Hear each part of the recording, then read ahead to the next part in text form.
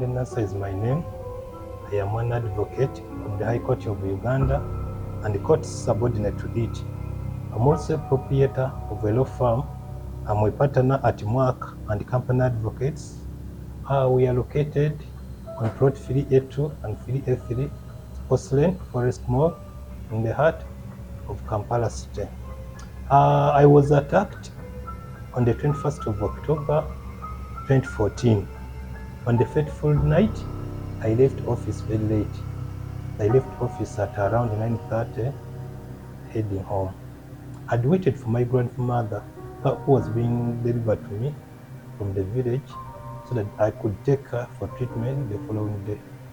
I reached home at around 10:45 in the night. I hooted for several times before the gate man could open the gate. Yes, the gate man opened the gate. Soon as I'd parked, yes, of course, I called the maid to come and assist me, get the things out of the car to be delivered into the house. Then the silence, what I didn't know and what I discovered later, that it was actually a planned move by the assailants. They were moving on two borders. One border followed me from the office, and another border waited for me at home. So they were communicating with the team which was following me and the team at home. So the assailant waited for me behind the perimeter wall. So I would normally use the front door to enter the house. But when I rang the doorbell, they were taking long to open. Maybe I wouldn't have been attacked and poured accident on that night. But my people at home failed to open the front door. So when I was now moving to pass behind, so that I can use the behind door to access the home, I had staffs between the corridor between the perimeter wall and the apartment. I had staffs liquid pouring on my head. The assailant was standing on behind the perimeter wall. The wall was a bit elevated, but I think he was standing. He was being supported either by a stool. So he saw all the movements, he saw all the actions, the parking, the removing of the groceries from the vehicle. What was funny, that he had actually targeted me because we were 3 people in the car. He let the first person pass, he let the grandmother pass, then I was the last person behind. So I had things pouring off my head. At first, the way I had was very, very cold initially. When it first poured on my face, it was a very cold substance.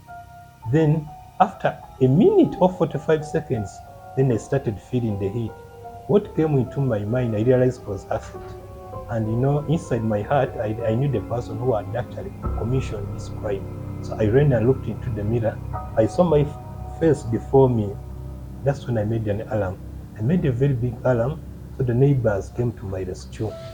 Immediately, I had phone numbers of my friends of head. I called. As I was being driven to the hospital by my friends in a friend's car, I gave them these following numbers. I asked them, I requested them to phone the following people. I gave them the number of Honorable Mwiripo, but then he was then Jinja East Constituency. They called him and informed him of what had befallen me and what had happened.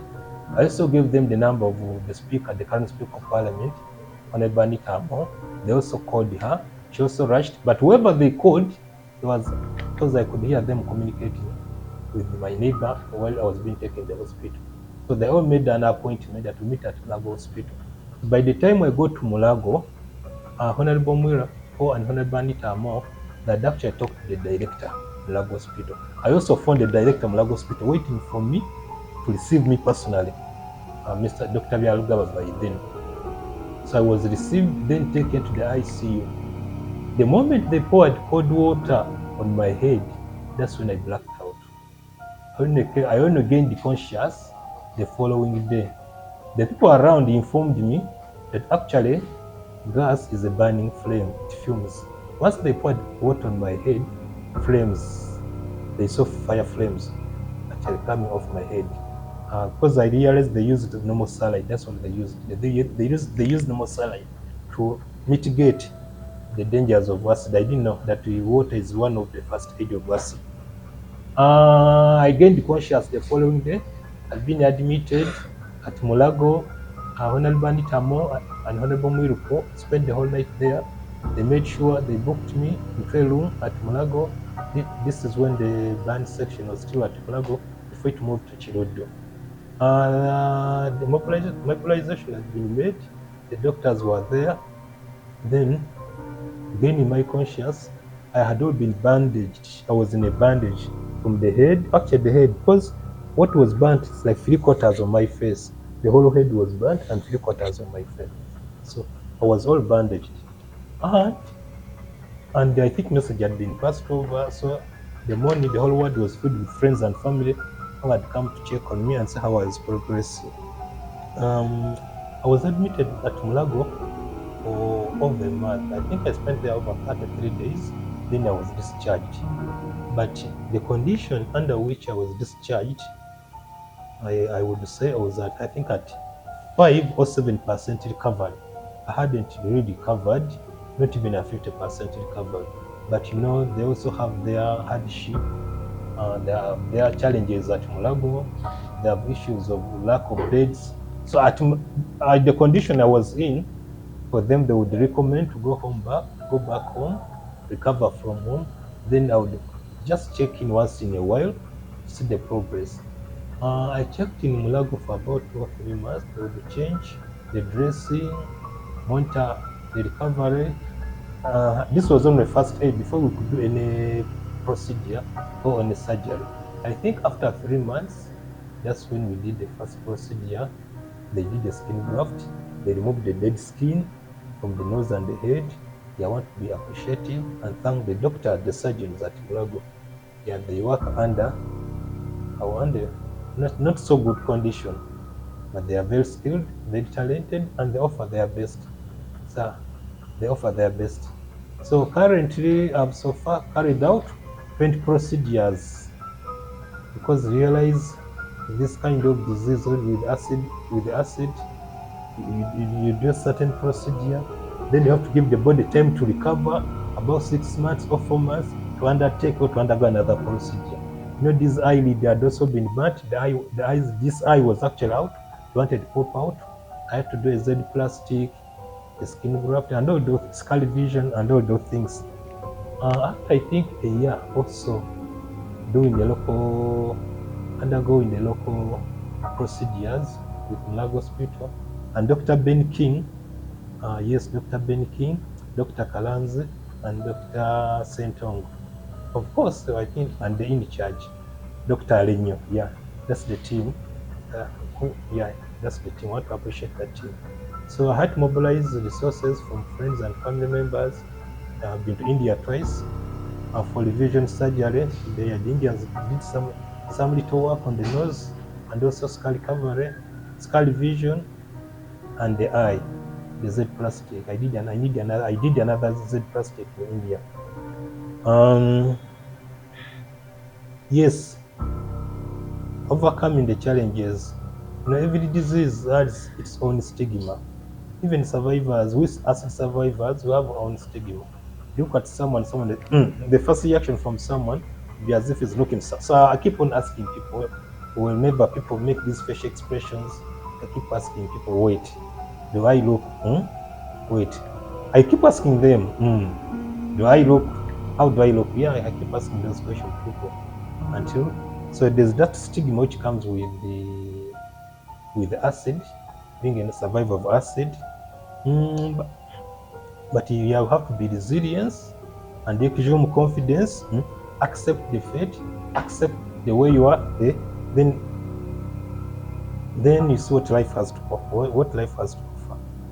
Yes, I want to urge my fellow survivors, you might be scarred, but the mind is not scarred. It's only the face which is scarred. So you can as well do a lot of things. Yeah, you can do a lot of things with the scars. Yeah, just encourage them to have the confidence, the self-esteem. Yes, accept the new body changes they have, the scars, and then move on with life. Yes, my career has been able to evolve because as I speak now, I am enrolled as an advocate of the High Court of Uganda. Yes, and I represent people without scars. Yeah, I represent clients without scars, much as I'm scarred. I want to encourage my fellow survivors to keep the spirit high and not to give up on what life has to offer. Reflection and future aspirations. Being a founding member of Ceresav, I have seen God do wonders for us under Ceresav. Yes, we've been able to secure medical treatment and surgeries abroad for 4 survivors in the US. Pardon? Yes, been able to secure medical treatment and procedure for survivors, one in India, one four in the US. We've been able, under Ceresav, secure education fund. Yeah, we take care of the kids of the survivors where we can. It's little because we have many survivors. The number of children is overwhelming, but at least we are able. We have an education fund, and we urge members, the donors, well wishers, come and actually help us under the education fund.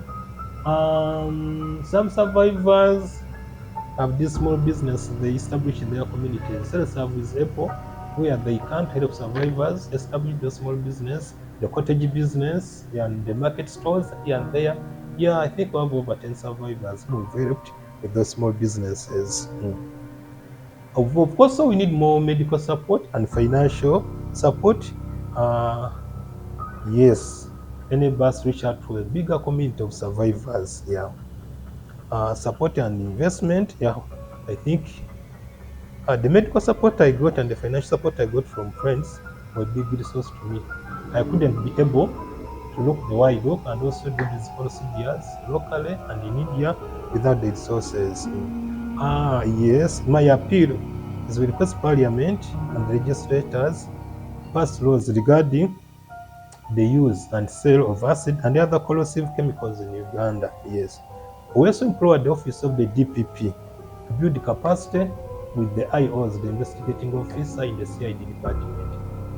Most often these cases have been reported to police, but we have a very weak investigative department of the DPP. They are poorly financed, they are poorly facilitated.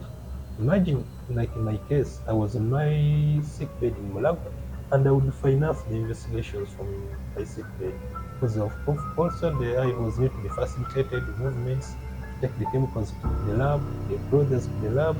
All those processes need to be facilitated, and yet the office, the DPP, offers mere little resources to these officers. So I implore the DPP to build capacity, finance the investigations. So when cases are reported of this nature, when acid cases are reported, the survivors can get justice.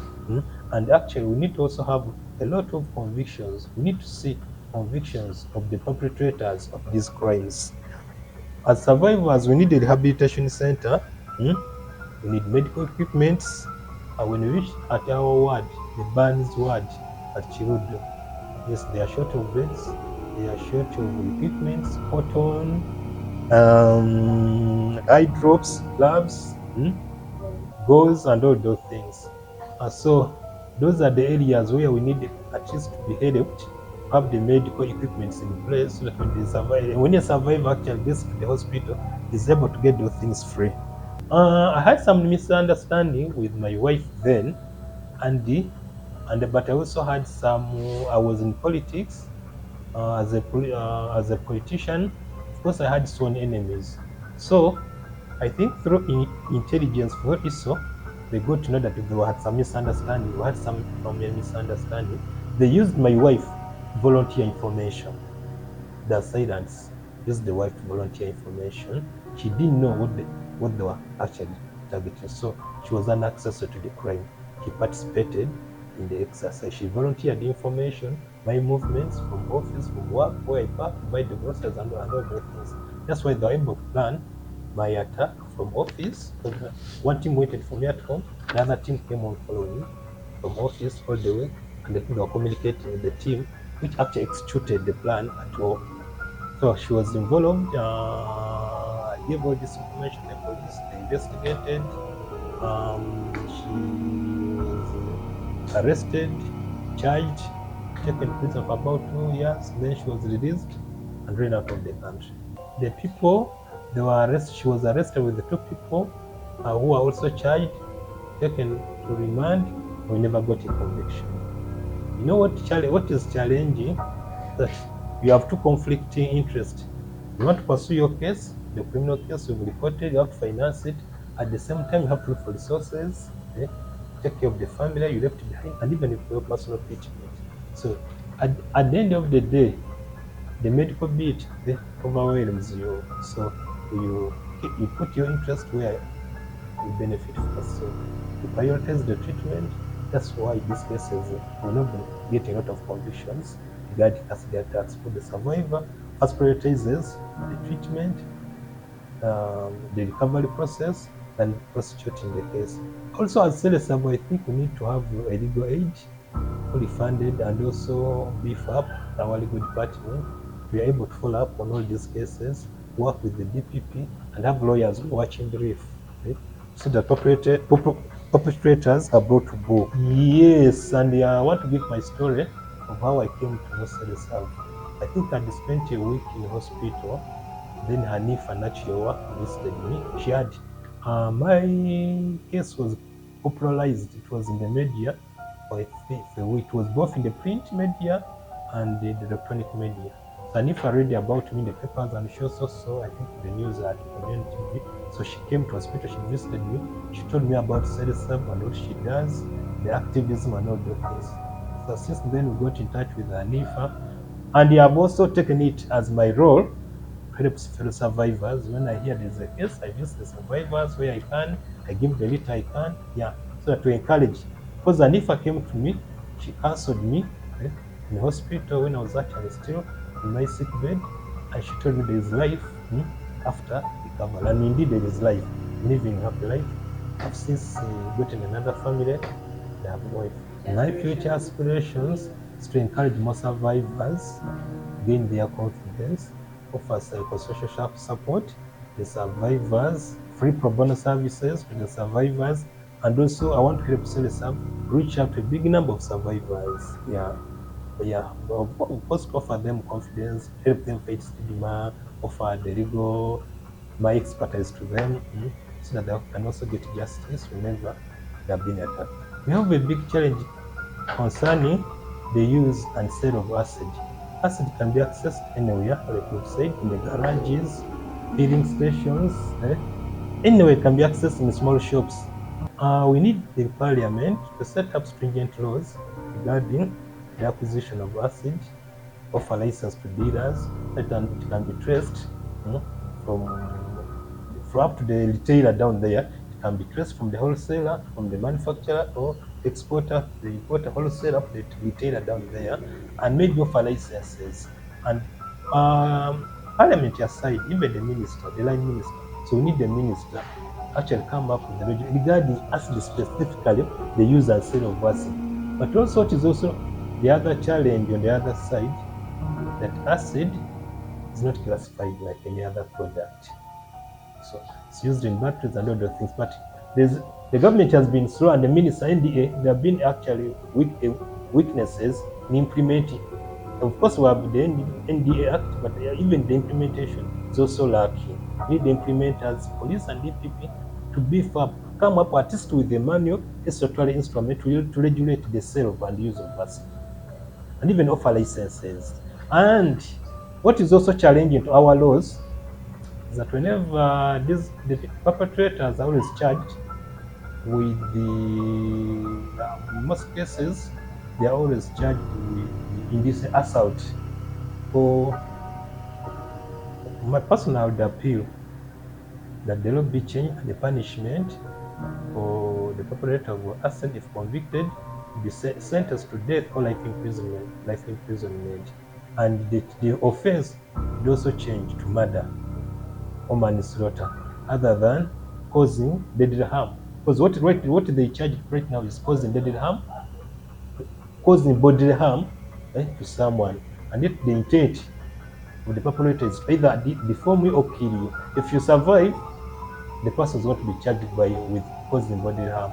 So we need the offense to change to murder or manslaughter. and the punishment will be also increased either to death or life sentence.